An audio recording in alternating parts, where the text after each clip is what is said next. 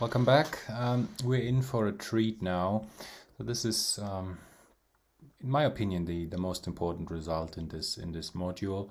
The Hilbert-Schmidt theorem and the so-called spectral theorem is actually just a corollary of this guy. So that's why it's, to me, very important. Of course, we've discussed many other important theorems, Riesz representation, Hahn-Banach theorems, bare category, and the four big consequences out of this. But as far as, applications are concerned, in particular in my own work, Hilbert-Schmidt theorem for compact operators stands out. I would say Hahn-Banach theorem and the other guys, they are sort of very important conceptual results, but if you do day-to-day research, then actually Hilbert-Schmidt is you encounter more frequently than say Hahn-Banach. Okay. So anyway, so we are currently in the section on these compact operators. We have established the Fredholm alternative. Okay, so we first have the definition of a compact operator, then the basic properties and whatnot. Then we have the Fredholm alternative. That was the first very important one, and out of it came then the Riesz-Schauder theorem about discreteness of the spectrum away from zero.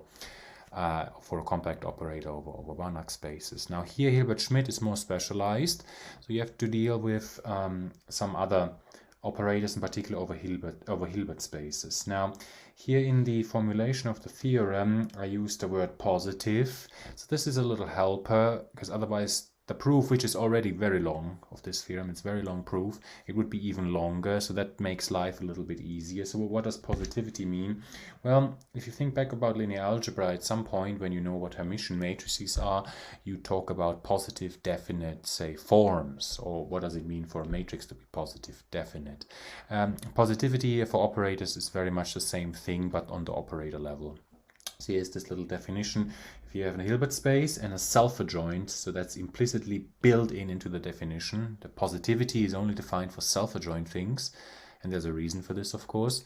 But first, let's read it. We say that T is positive, written, well, like this. Well, this should be actually non-negativity, but positive is sort of the word that's stuck in the literature. This holds true if this inequality here is true, right? So, and strict positivity if you have, well, strict inequality here. Why do you need self-adjointness? Well, the thing is, this inner product there, in general, it's complex valued. But if you have something self-adjoint, then of course, well, actually, I'm pretty sure we have used this argument before. You can just move it to the second coordinate unchanged, and then using the properties of the inner product, this is just a complex conjugate of what you started with. So what you started with has to be real. So this inequality here makes sense. Okay, that's why you build in self-adjointness. Okay, so having such a guy, again, as I said, this is just a helper. This is not essential for the validity of the Hilbert-Schmidt theorem. You can dispose of this, you have to change the statement slightly, but that we will do in the next theorem, the spectral theorem, which is a corollary to this guy. All right. So now for now, let's assume we have a positive compact operator, so that in particular means that guy is self-adjoint, and we are over a separable Hilbert space. So we have linearly independent spanning sets which are countable. All right. And what's the statement? Then there is an orthonormal basis consisting of eigenvectors of T, whose eigenvalues accumulate only at 0. Well, that accumulation feature that we already know from Riesz-Schauder theorem, right? The only accumulation point can be the 0, because otherwise, if you're away from 0, you're just looking at a discrete set. But now this guy here, it really claims existence of eigenvectors with associated eigenvalues, which was not the case in Riesz-Schauder. Okay.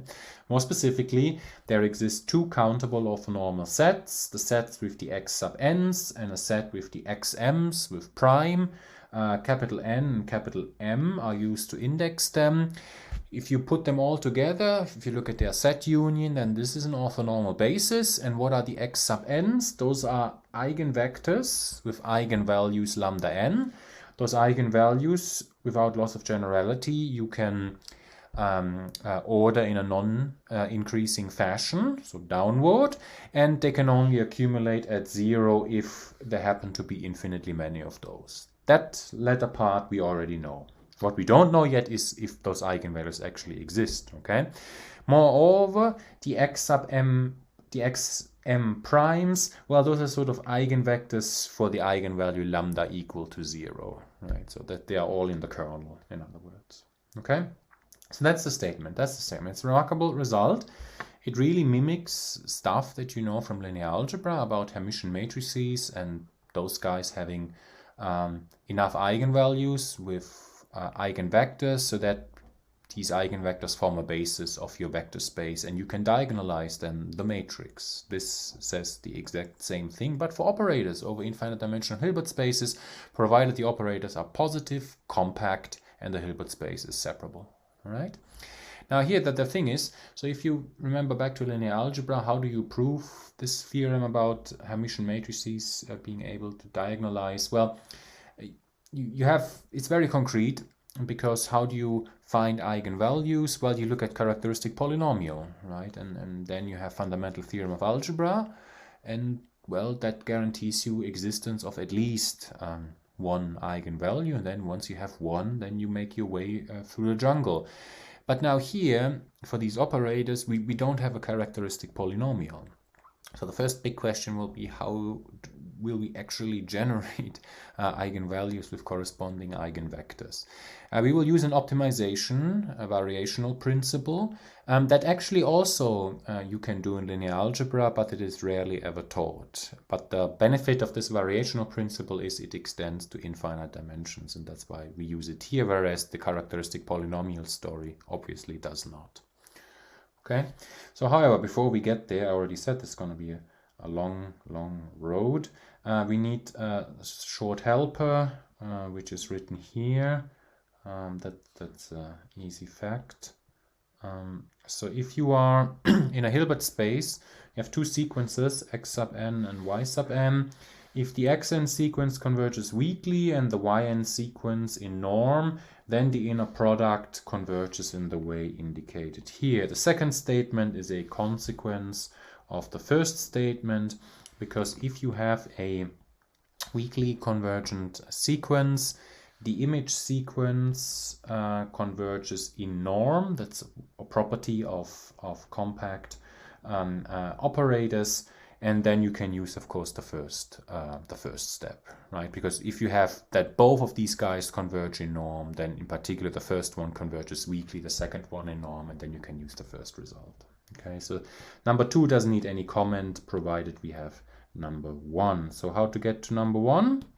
Well, note that first some algebra.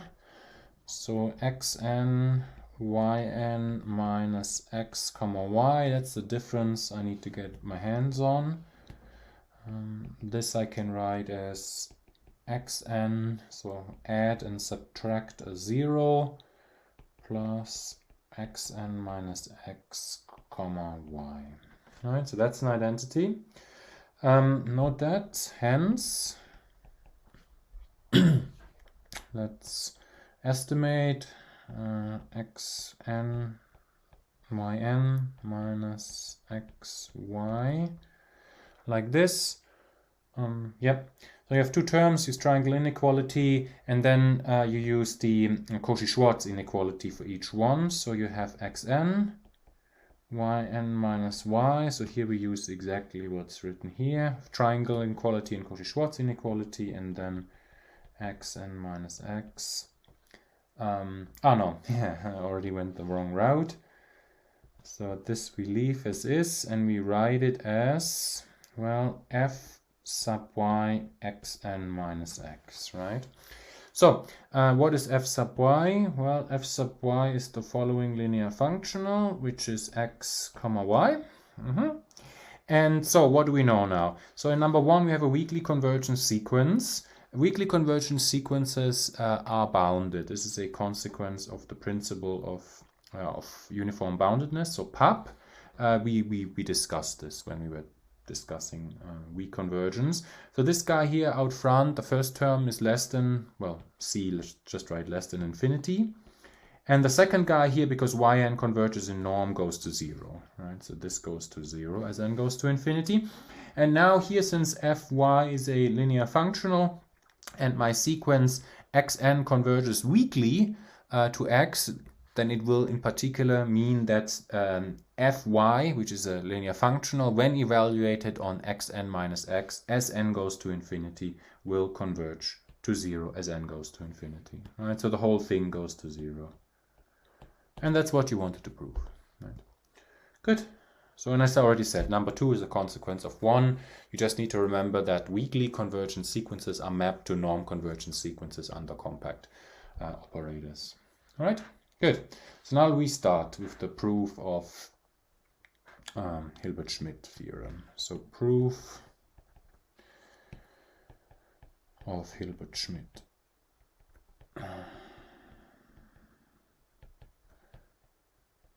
Theorem. Okay, so that will take a while. So how do we get started? Well, set x, and it will combine many things that we have learned in this course.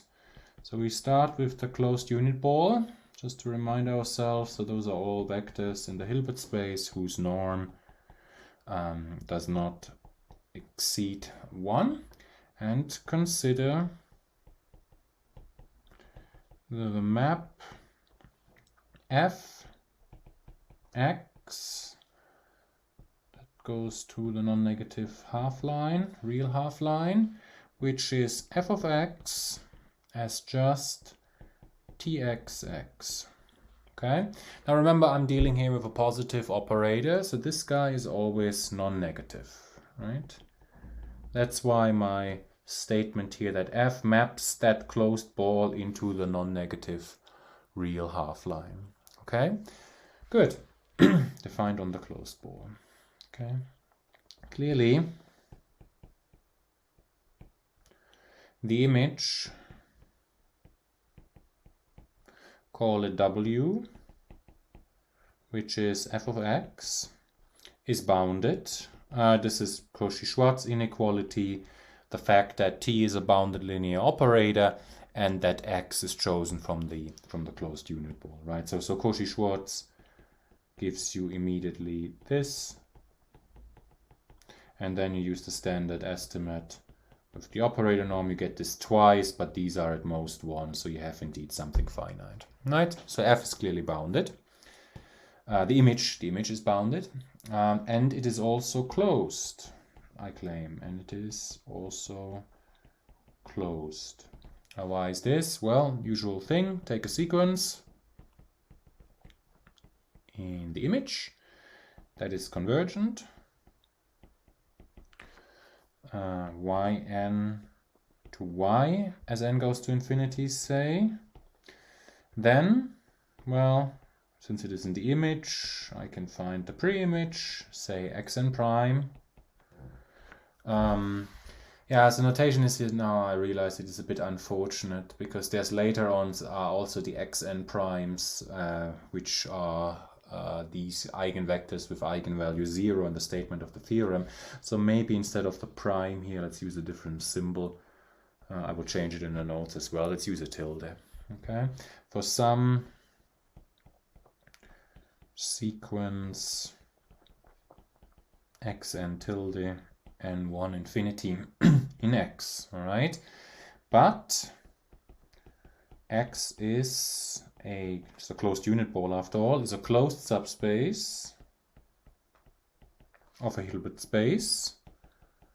So that means it is in particular complete, and if I restrict the inner product to it, then it is a Hilbert space itself. Thus itself a Hilbert space. Right, remember closed subsets in complete metric spaces are complete. And here that means that the Hilbert space boils down to that capital X is also a Hilbert space. But Hilbert spaces are reflexive, thus itself a Hilbert space, and so reflexive. This is a consequence that we discussed in chapter 3. It's a consequence of the Riesz representation theorem, right? Hence, now what you have here is you have a sequence x sub n with the tildes, which is a bounded sequence because all the terms lie inside the closed unit ball, which is clearly a bounded set. And it is a bounded sequence in a reflexive Banach space. Yeah, but then we discussed a big theorem, which was a consequence of Halley's selection theorem, that bounded sequences in convex Banach spaces have weakly convergent subsequences, right? So this is not the first time that we use this result. That's why I discussed it back in the day, right? So hence, we can select a subsequence, say xnk tilde, subsequence of the xn tildes, such that xnk tilde converges weakly to, well, say x, right? As k tends to infinity, right? Hence, let's use now this proposition that we just had. So we're going to look at t xnk tilde xnk tilde. Okay. So what do I have here? Well, it is equal to, first off, it is equal to f xnk tilde. F xnk tilde. I'm running out of space already. This you can still see up here, is equal to y sub nk, right? And y sub nk, that goes, the y ends already as n go to infinity, they go to y, so any other subsequence also goes to this one as k goes to infinity. All right, so now we have this, but now that little helper that we discussed right before was, if you have a weakly convergent sequence and you stick it into a compact thing and you take the inner product with itself, then this guy, as k goes to infinity, it converges to txx. All right, that's that proposition that was right before the proof of, well, the proof that we're currently doing. Yeah, but this is f of x, right, as k tends to infinity. So indeed, y is equal to f of x. That means y is in w, so w is closed, right? So we have this. Hence, y in w, it has w, which is after all a subset of the non-negative real numbers, because it is the image of f of the closed unit ball, is both bounded and closed. Yeah, but then there's Heine-Borel theorem, or which was also part of the equivalent norm theorem. Then this guy has to be compact, because bounded and closed subsets on the real line are compact. Right? Bounded and closed, so compact. Yeah, but then consequently, what's going on here? So the map up here, f of x, is a continuous map. This is because of the continuity of t and the continuity of the inner product, right? So if you have a sequence xn that converges to x, then the limit of fxn is equal to f of x. Just pull the limit out through t, then out of the inner product, and you get that result. So what you have here is you have a continuous map. It's not linear, careful, it's not linear. But a continuous map nonetheless, which maps into a compact set on the real line. Yeah, but that guy then has extreme values. This is one of the big theorems in the metric space module. Continuous functions that map into compact spaces have extreme values, right? Consequently, that's what we're going to write out now, there exists, and that's the variational principle that I mentioned. There exists x1 in x such that, well, tx1, x1 is going to be the supremum of x in x, txx. Okay, so that exists, this extreme value. And now this will be part of the exercises. Whenever you have a self-adjoint operator, it's actually a cute formula to compute its operator norm. So maybe I will write it, maybe here. So for us, the operator norm is, of course, well,